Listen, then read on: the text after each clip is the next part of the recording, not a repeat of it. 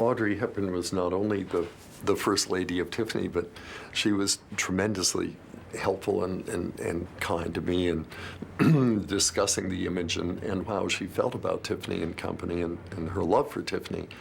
And when the time came that I was writing the 150th anniversary book for Tiffany that would come out in 1987, I thought, wouldn't that be wonderful if she would comment on her feelings for Tiffany in the book? So I called her in Stadt and said, would she consider, writing a little something as a preface to the book? And Audrey said, yes, John, I'll call you back.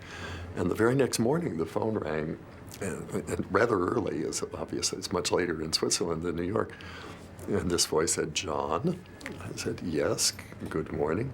This is Audrey. I'm sitting out on my terrace and I've written something. Maybe you'd like to hear it. I said, yes, Audrey, of course I'd like to hear it.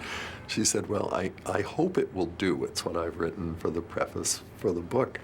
And I brought her letter. It's so charming, and I think it not only sums up what she thought of Tiffany and Company, but what it really has a lot to do with the essence of Tiffany and why we have been so successful over the years.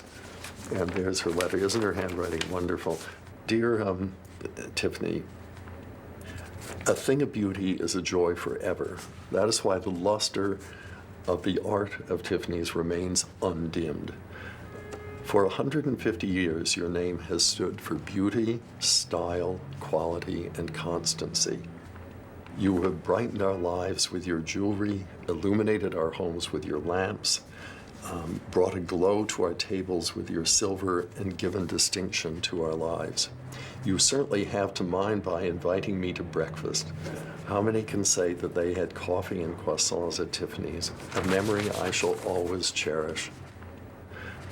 Happy birthday, dear T, with love, but also with envy, for after 150 years, you don't have a wrinkle.